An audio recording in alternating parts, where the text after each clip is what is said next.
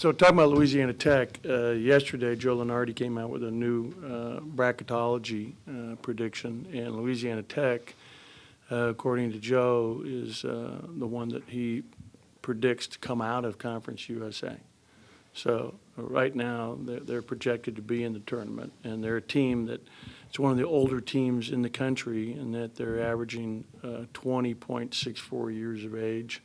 They really have a lot of backcourt experience and really good players. Bracey is incredibly athletic, really, really skilled, unbelievably quick. He's got incredible lightning, speed, quickness. He's a very, very good player.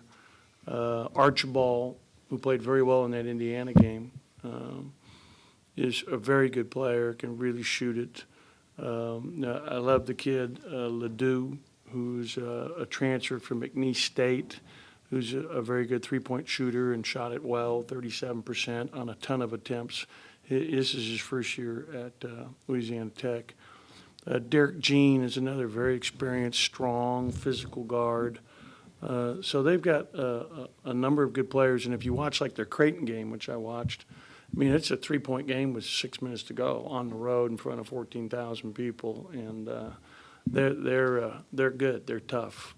They fell down behind Indiana, and then came back and really made it a tough game down the stretch. Indiana pulled away the last 4 minutes, but those games, they could have won either one of those games potentially. They've won 20 games. 3 of his first 4 years there. His coach is a very good coach. He was an assistant with Larinaga, both at George Mason and at Miami, so he really has a clue on what he's doing. Eric Conkle. So this is going to be a tough challenge for a veteran group. They play man-to-man. They will play some zone. They'll press after free throws. They get after you defensively and really try to pressure you. We've had a big break in the action between when we played last, and I think we've made good use of it. I think we had some really good practices. We had very good practices on Friday and Saturday, and then again on Monday and Tuesday. Today we'll back it off and not go as long. We've been, getting up and down, and it's a tough time for players right now. Today's the last day of class. Tomorrow's reading day, and then we go into finals. So, they've got a lot. They got their heads spinning with a lot of academic responsibilities right now, which, is tough at times for all players, all student athletes. Questions? Go ahead and get the microphone over to.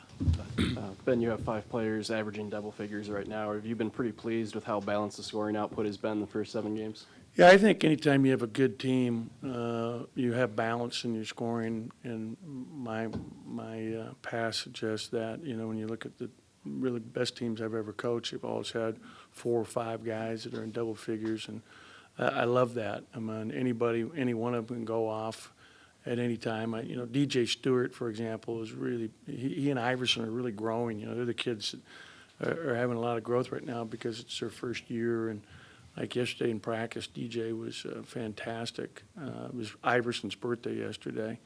But those kids are really coming on. I think, Reggie took a big step in the tournament, the way he was shooting the ball. Sorry we started early. No offense. So I'm we're getting better. We're improving, and we're going to be challenged again tomorrow. Okay, we'll get the microphone to you. We'll get it over to Brian and then Paul to coach's right. You mentioned the long break from the last game. As a coach, you're just getting the season going. Is it frustrating to you and the players to have to take that kind of break just in the middle of the year? Well, I'll explain to you why we did it. Initially, going into the season, I thought that there was a good chance, based on information that was being fed to me, that Nick would be eligible after missing just 5 more games. So in order to have him ready to play that Villanova game, which is what we were shooting for, we front-loaded the schedule. We played 4 games prior to going to Myrtle Beach, where typically you'd only probably play 3. And so that's why this break occurred, is because we tried to front-load expecting that he would be eligible. It didn't work out, but, that's where it was, and we weren't going to try to change it when we finally got word that it was 10 games in, mid-August. Coach, obviously, a team can create its identity and chemistry the longer a season goes, but at this point of the season, I know it's still early, but what stood out to you about the makeup of this team? What do you think this team's identity can be? Well, I think we're very physical. I think we rebound the ball extremely well, especially in the offensive end. We want to be as dominant on the defensive end as we are on the offensive end. We've got to improve in that area. I think we're becoming a good defensive team. The one game that we've had a poor defensive showing was the game that we lost against a very good team. I think we're a very unselfish team, and I like how hard we play and how unselfish we play, and that we're physical, we're big. Go ahead to Logan to coach's right, and then to the middle with Danny. Coach, drawing closer to the return of Nick, just how has he looked in practice since we can't see him? Say that again, I'm sorry. Yeah. Return of Nick. Yeah, Nick's done well. I mean, Nick's practiced really hard, and he helps us get better every day because of the kind of, pressure he applies defensively on the ball, and as well as, him running the second team. And he's done a really good job, and so, he's made that group much more competitive. But he's looking good, and he's shooting the ball well, and he's in great physical condition right now. So I think he's just chomping at the bit, waiting for his opportunity to get back out there. Coach, you remember Iverson's still a freshman, and just talk about his the way he's entered this season, how he's come along, and I think so he's far really the games good. you played. He's done a really good job. You're asking a lot anytime you throw a freshman out there and say you're the point. That's the most important position on the floor, the hardest to play. There's a lot of responsibility that goes with being that point guard. And I thought he's handled it really well. I think he's done a good job scoring the ball. He's a natural scorer. And I think he's learned a lot. He's getting better defensively. He can see them. We've watched a lot of film. One of the good things about having this break is we watched edits from all three of those games in Myrtle Beach. And I think it really helps when you see and then you study it and you're learning. And, he's improving and he's getting better and better. So I'm really excited about him and what he's accomplished thus far, and even more so what his potential is.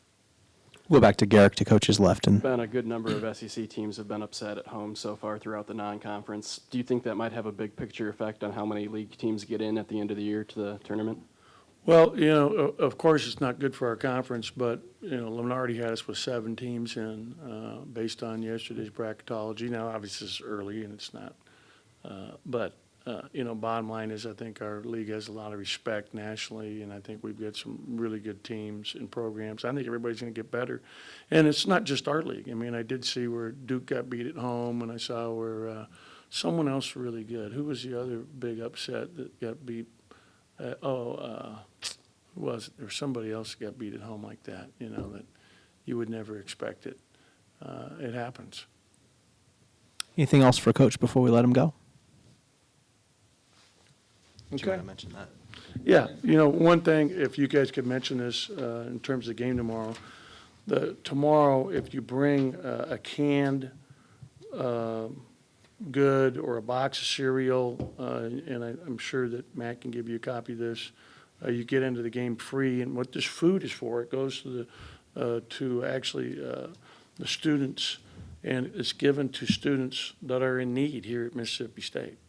And so it's for a great cause. It helps our own students and kids that, are struggling to actually, make ends meet, that are putting themselves through college and working really hard. So I think this is a great cause, and I think it's a great thing that the athletic department does to support our students on campus, and also, bring some awareness to it, and allows, people to get in pretty inexpensively. Bring a can of tuna, come to a ball game.